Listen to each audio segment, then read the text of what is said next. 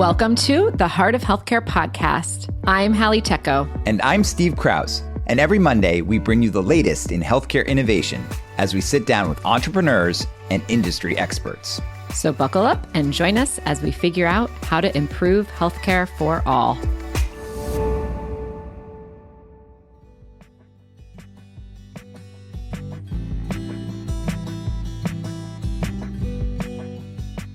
Hello, listeners, and welcome back to the Heart of Healthcare. I'm your host, Halle Tecco. Today on the show, I'm talking to Zach Reitano, co-founder and CEO of Ro, a direct-to-patient healthcare company on a mission to build a more patient-centric healthcare system. Under Zach's leadership, Ro, now a $7 billion company, has helped millions of patients achieve their health goals by delivering the most effective and convenient care possible. Zach, thank you for being here. Thank you so much for having me.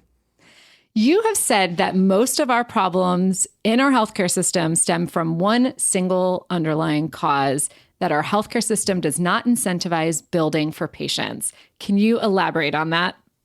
At a very high level, and simply put, patients in the majority of the healthcare system are not the customer.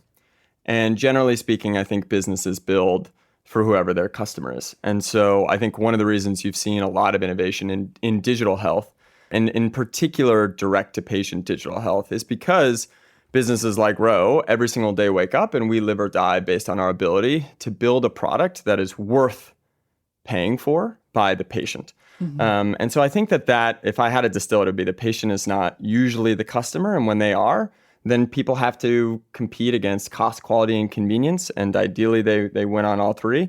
And I think that you see in areas of healthcare where that exists, you do see over time, you do see quality improve, you see costs come down, and I think you see convenience increase. Now, that isn't always possible given all the reasons that people normally talk about, right? People can't price shop when they get hit by a bus or they're having a heart attack. They can't negotiate. Obviously, there are many instances where quote unquote like healthcare is unique. But generally speaking, I actually think that those situations exist in far fewer instances than people give it credit for. And if you did allow the patient to be the customer, if you did allow the patients to control the flow of money, and there's so many things that prevent this, obviously, from employers being in the mix here.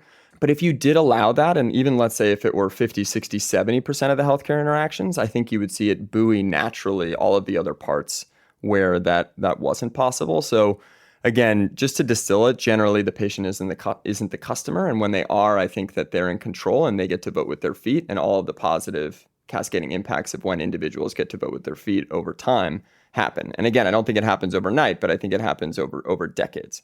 And I'm curious, if you had to force rank your priorities, cost, quality, access, what would they be for Ro? And don't say all three. What are the ones that you're really trying to compete on the most?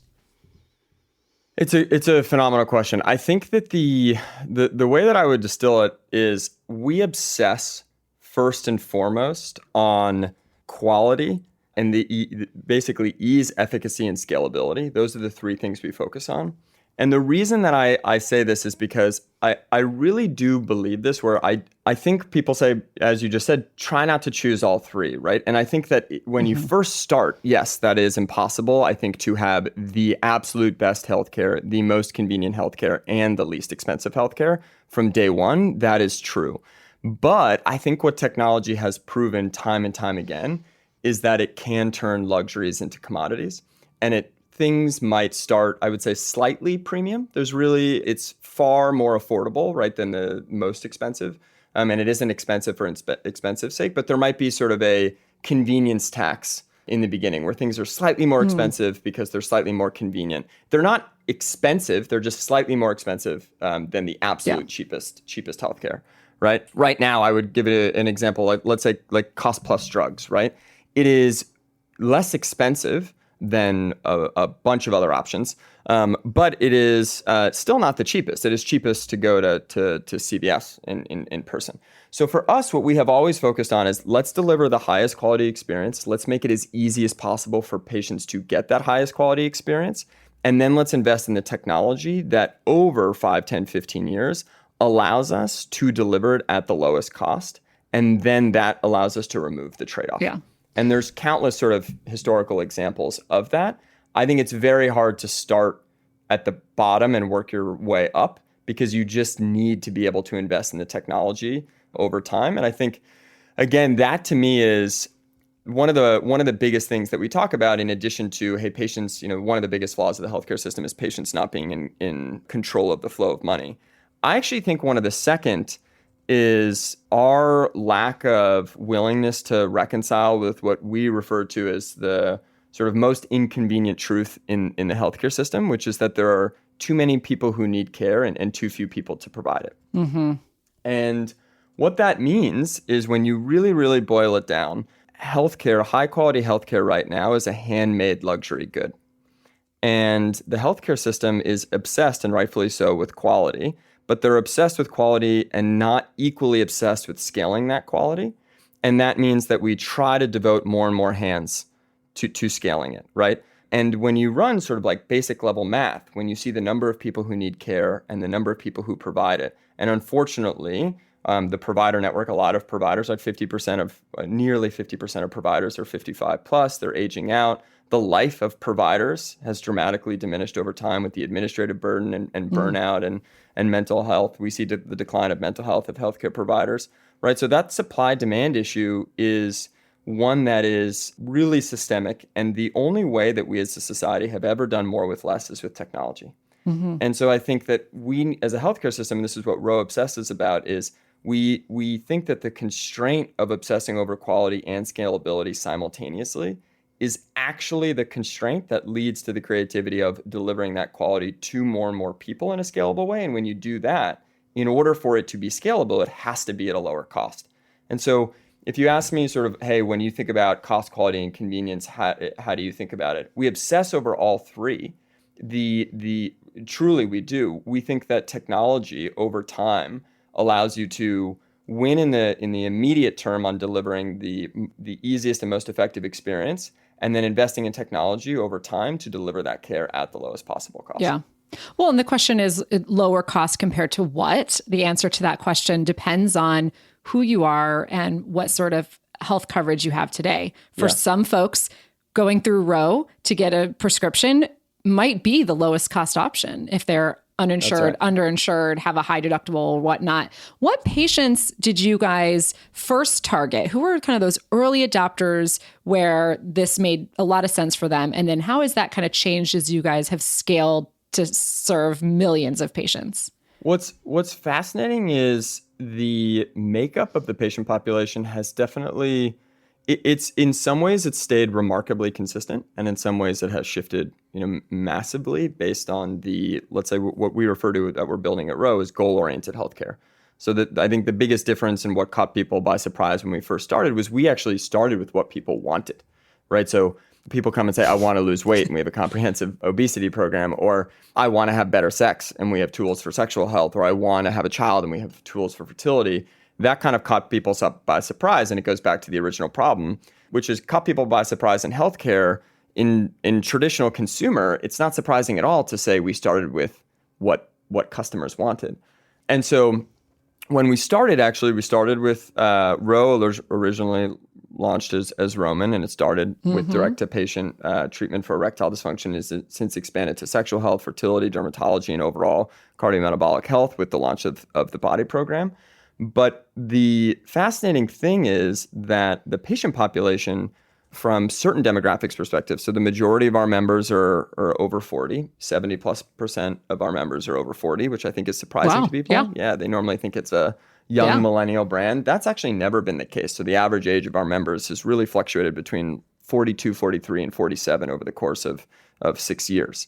And then geographically, if you were to stack rank the U.S. population, by state, we very closely mirror the U.S. population, right? So if California is 13% of the U.S. population, it's about 12, to 14% of Roe's population. So that's another thing that surprises people. It's not a coastal elite brand or company. So we have served patients in every single county across the U.S. and close to 98 or 99% of primary care deserts. So it is far-reaching across the country. The majority of our members are over 40. And then now, when we started, it was direct to patient for erectile dysfunction. But since we've added several other goals in fertility and dermatology and cardiometabolic health, the split of the new patients who sign up every day, again, it might vary slightly each day, but it's generally about 50-50 male, female. And then from an income perspective, it really does spread the entire spectrum. And so that has been, I think, one of the greatest joys of starting Ro has been able to treat people of all ages, of all genders, of all sexes, across all geos, and really increase access to really high quality healthcare.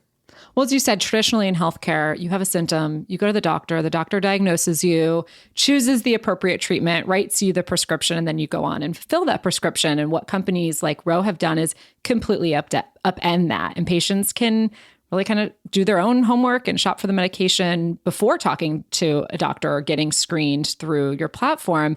And a decade ago, people, including myself, were initially worried that this model could turn into a pill mill. And you guys have proved many people wrong. How have you kind of avoided the worst case, which is people over-medicated or mismedicated? Yeah, absolutely. I think there's a massive difference between starting a conversation based on what a patient wants and giving a patient exactly what they said they wanted, right? So patients might not have, sometimes they do, but sometimes they might not have what they might want might not match up with what a provider wants. And so when we first started, 80% of Viagra sold online was counterfeit. It included printer ink, paint, floor wax. And I would argue that now us and other players in the space have pretty much entirely legitimized and have actually increased the quality of treatment and medication that patients are able to get. And so I think that there's this really, again, it comes down to this like practical understanding of truly the status quo that exists in the healthcare system. It is not one that I think people are generally willing to acknowledge. And then the status quo of how like people need or how people exist. I mean, there's so many. I think there was a recent study. I don't want to quote this study incorrectly, but when they were looking at actually telehealth related to some of the laws on the other side of COVID, what they looked to is what would be the options if they updated the laws to sort of require in person. They did studies highlighting what alternatives people would choose. And they ended up hearing from patients across the country that they would choose illegitimate, illegal websites over the inconvenience in many instances, either because they couldn't afford the options, they were working and couldn't, we classify it as convenience, but sometimes it's actually just the practical reality if someone cannot take time off work or they are caring for their family or whatever it may be. So what they realized in through these studies is that telemedicine was this incredible lifeline. And so again, when I think about how we are, one of the biggest, again, this important distinction is starting a conversation with what a patient wants does not equate giving a patient exactly what they want. And I think that's what a lot of these original sites did way back in the day, 10, 15 years. It was you would get exactly what you would want. Sometimes the patient's preference might align with what the doctor, of course, the provider in our instance, incorporates what the patient's preference is, what their ability to afford certain options is, and then they make a recommendation or see if the patient's preference matches up with their recommendation. So I think it's just about what we've been able to do is shift the way the conversation starts. But I think what people dramatically underestimated was actually the role of the healthcare provider in our system, the technology that we provide them. So just taking, again, a brief step back, what we talked about originally is Ro is building this goal-oriented healthcare system. And the way that we think about it is providing the easiest and most effective way to get care and to accomplish that patient's goal. The way we've been able to do that is that we have vertically integrated, in our mind, the most important core parts of care delivery. So we have a national digital doctor's office, live in all 50 states. The majority of our providers are actually salaried full-time providers. That is very atypical to a lot of digital healthcare companies. We also own and operate our own CLIA-certified and CAP-accredited lab and have our own at-home lab test collection mechanism. And then we own and operate 6 pharmacies throughout the country. So it's the seamless integration between a doctor's office, lab, and pharmacy, all through the lens of the patient's goal, that allows us to deliver that really, really high quality experience that feels magical on their end, but still delivers a really high quality experience from a clinical perspective where we can enforce and ensure that clinical rigor.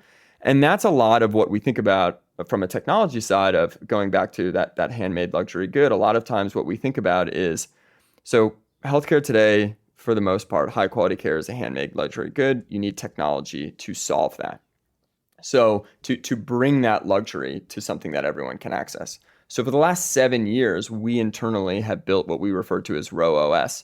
And it's that operating system that is the technology that integrates that doctor's office, that pharmacy, that lab seamlessly, again, all through the lens of that patient's goal to help them achieve the best outcome. So will you move into primary care?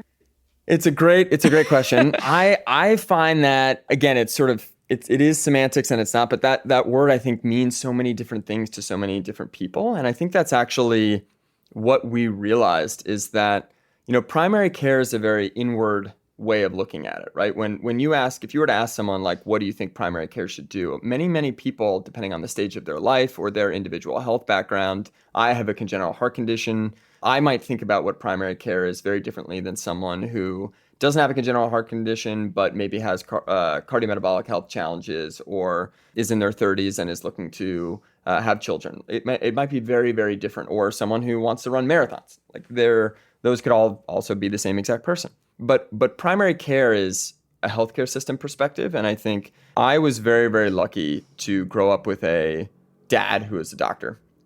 And what kind of doctor? He was an internist with a specialization in infectious diseases. Actually, he did some of the clinical trials for valacyclovir, so for Valtrex. So as you can imagine, sexual health was not a taboo topic growing up in our household. Like some kids got birds and the bees conversations, and I got pictures of genital warts saying to put the fear of God in me. So no taboo topics. But in addition to teaching me about sexual health from a very, very early age, he saved my life. Again, I have a congenital heart condition. My sister has had her own life-threatening challenges. My mom as well. And he himself is a physician. My mom has a neurological disease, and he's had 4 heart attacks and a stroke. And the fascinating, I think, realization when your dad is your doctor is that, yes, they care about your health, but they care about your health in service of you living a happy and fulfilled life.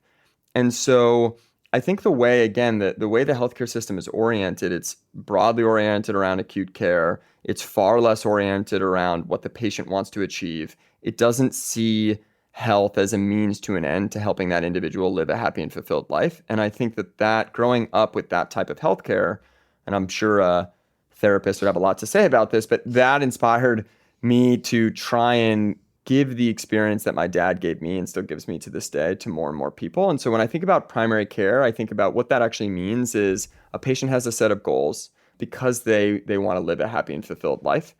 And they need healthcare through the lens of those goals rather than through, let's say, what the healthcare system thinks they should have at any one particular moment. That is one really strong and important input, but ultimately, it needs to be driven by what the patient wants to achieve in their life. Yeah. Well, look, we haven't nailed it in our traditional healthcare system. There is a primary care shortage. We have a lot of absenteeism from patients. So just seeing kind of new models, I think, should be encouraged. And as long as we're kind of testing the outcomes and seeing like, hey, does this work or not, then to me, it's like, it's fair game. So I think that's super cool. But a question for you is, if you guys do not take insurance, is that purely because it's a headache to work with health plans, or do health plans refuse to work with new models like Ro?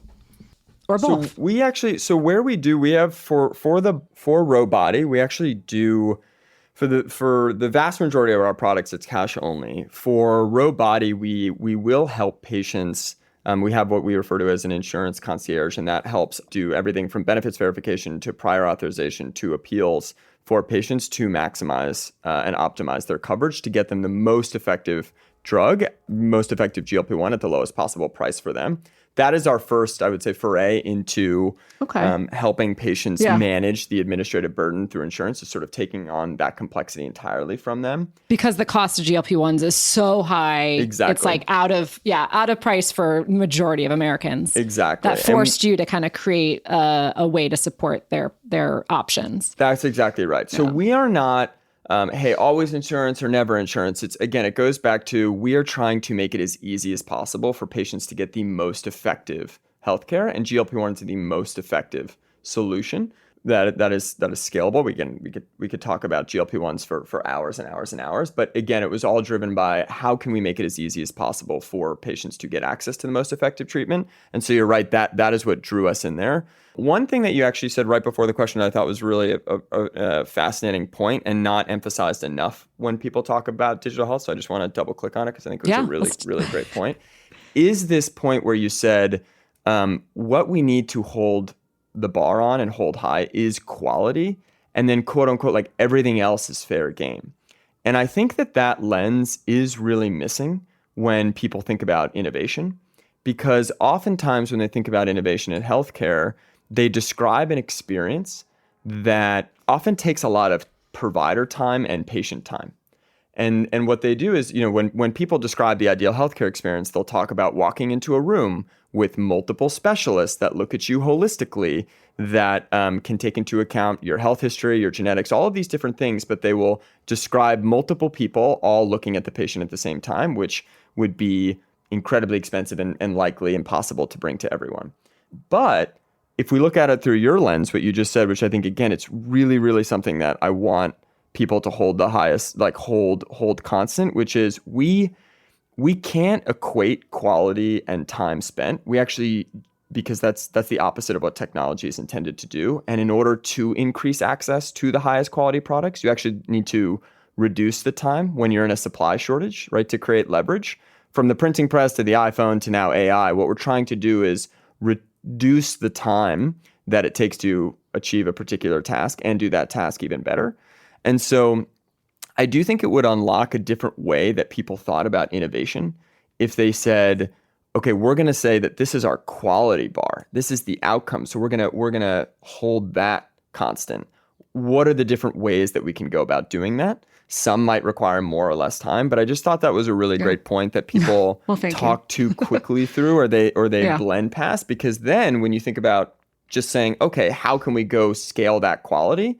Time is one way to look at it, but there are so many others. And I think that as soon as we force a time requirement, we limit ourselves to helping the marginal person. The marginal person will never get care, which I think, again, people don't fully register. The marginal person will never get care, given the number of healthcare providers we have, if we fix time. We'll be right back after the break.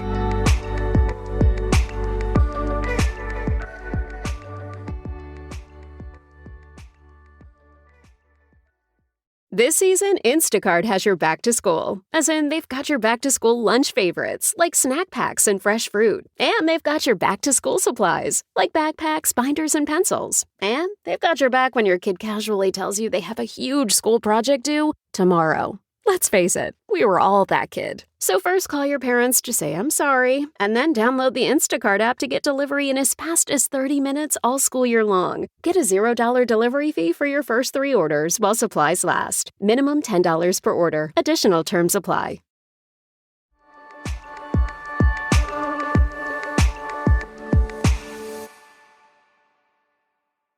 I really like that lens of saying, okay, if we're going to measure by X, are we actually achieving that? I think on the cost side, there are, and I've seen this specifically with GLP-1s, is I do think that we are not all using the same cost dollars, even when we talk about them. And I think that's really, what do you mean by that? Tough.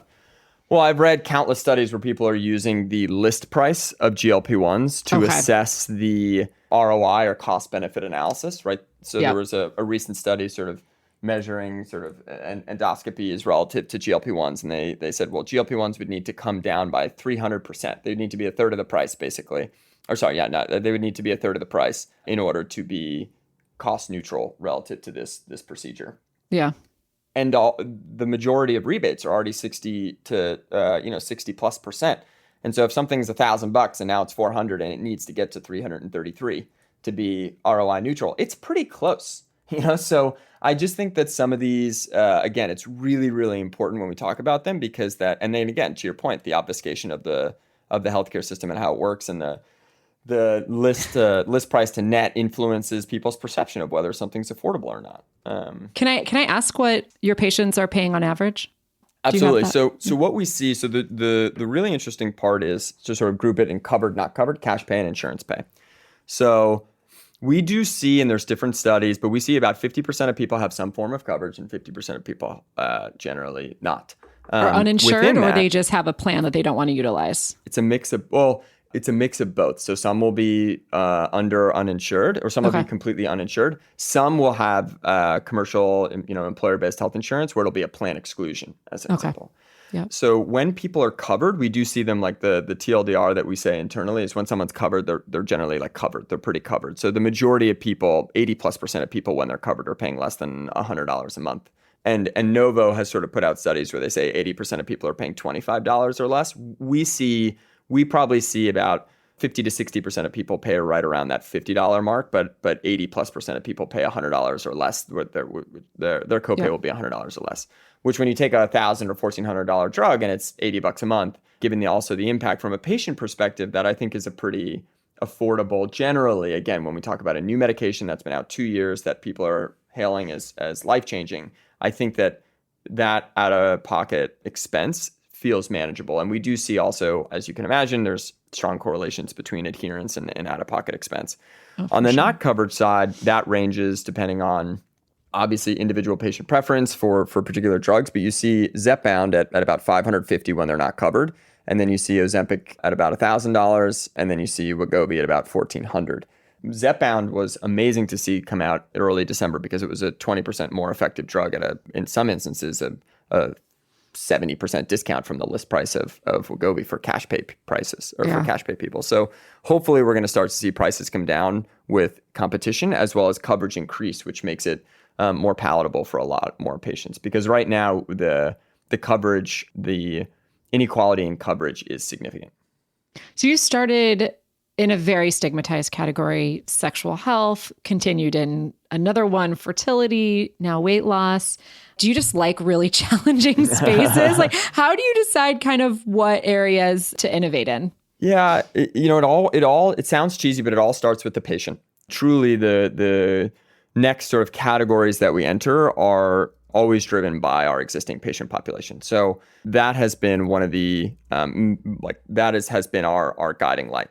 I think for obesity in particular, we started, this is sort of surprising to people because a lot of people ask, did the joke at the Oscars about Ozempic like motivate you into go into GLP-1s? I said, no. What ended, from our perspective, so Ro's been around just over 6 years. We started in obesity in 2020. So we've been helping patients with obesity for 4 years, the majority of the company's life. And about a year and a half in, Wegovy was about a year and a half in of our treating patients with obesity. There was a confluence of events that motivated us to invest heavily here. The first was Wegovy was FDA approved. The second was we saw, at that point, we had helped tens of thousands of patients start their obesity journey, and patients were asking us about it.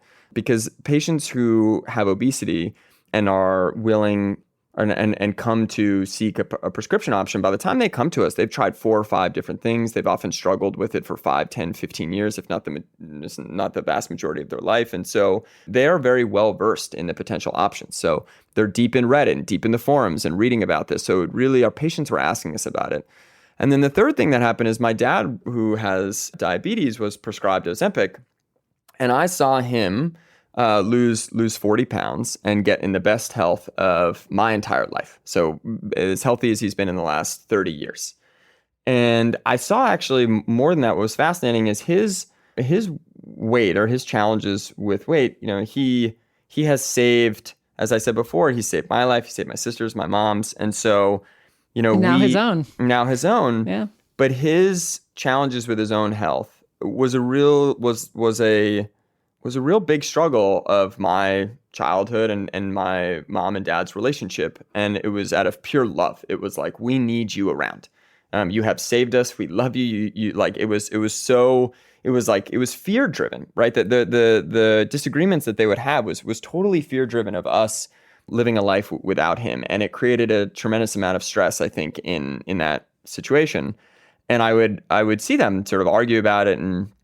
And I saw when he took Ozempic and this sort of what people refer to as this food noise, it disappeared almost instantly. Within a week or two, he wasn't headed in the kitchen in the middle of the night. He was, it was like this massive jetpack for positive behavior change. He was able to eat better, sleep more, exercise, and the flywheel just continued.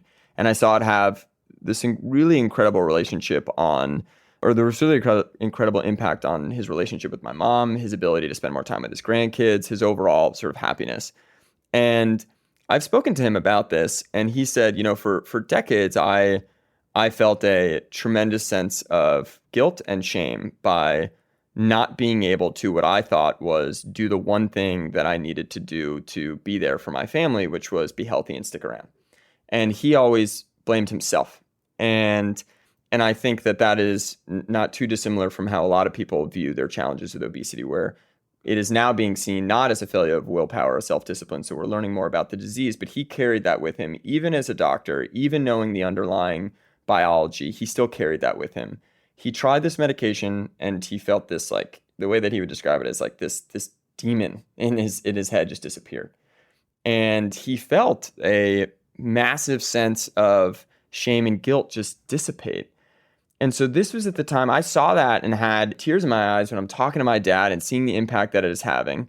As we're helping tens of thousands of patients and they're asking us about this, as the medication's getting FDA approved for obesity. And I'm sitting here and I'm saying, I know that we can bring that Ro experience, leveraging the Ro OS, leveraging our care delivery, vertically integrated doctor, pharmacy, labs. We can bring the Ro experience to this to enable more people to have the experience that my dad had. So is he your spokesperson, or? He is not. He isn't our spokesperson, but he is in many ways so much of my inspiration. But going back to sort of your original question, I know it was a little bit long-winded of like, do we really like these hard spaces? I think what it comes down to is there is a lot of stigma and shame related to people seeking out improvements to their health in non-traditional ways. In addition to that, I think one of the things that Ro is founded on is this idea of being unapologetically patient-centric, where we know that life is really hard, right? Like, it's so hard for people, from relationships to financials. People have mortgage, they have kids, life can just be, it's not easy for anyone, for the vast majority, it's not. And so I think that with that, like, getting access to really high quality healthcare shouldn't be this obstacle course. And so I think for us, this idea of really starting with what patients wanted in a way that was positive and judgment free, and said, if you want this and it is safe and appropriate, we want to be able to, like, hold your hand and guide you in the most clinically rigorous and effective way. So basically use what I think my dad did growing up for me, was use his sort of superpower as a healthcare provider to help me live a happy and fulfilled life, help me live the life that I wanted, right? When I was 18 and I had a heart procedure and the side effect of my heart medication was erectile dysfunction, he knew that his 18-year-old son needed to both take care of his heart and that he might want to be intimate in college. And so he solved both of those problems, took them both very, very seriously, and didn't make me feel any shame, didn't make me rank them, right? And say, like, first your heart's most important, and then we'll deal with erectile dysfunction. He actually did the opposite. He was like, hey, one can be very, very quickly and easily solved as a side effect of your medication. Great, we're going to solve that. Then we're going to focus on your heart. And so he met me at my life and what my goals. And I think that's one of the things that we've really started Ro with that philosophy. He sounds like a great dad. I hope he listens to this episode and I feel hears like I've just all talked the more about my dad all than Ro, the kind things. I'm sorry to the comms team. I apologize. Oh, it's great. It's great. So last question, I ask this to all my guests. If you had a magic wand to change something about our healthcare system, what would it be? Ooh, I would take all of the money that your employer spends on your healthcare whether it's the employer, government, or whatever it may be. I would take all of the money that they normally spend on your healthcare, and I would give it to the individual in sort of the equivalent of a healthcare savings account, and allow it. If you could magically only allow it to be spent on healthcare, it carries over every year. It builds. It grows with interest. It goes with you wherever you switch jobs, and you layer on some true and catastrophic insurance on top. But that would be my one magic wand, would be to remove the employer in the role of buying your healthcare and to empower patients more with allow them to vote with their feet. Yeah, love it. Well, Zach, thank you so much for being here with us today. Thanks for having me.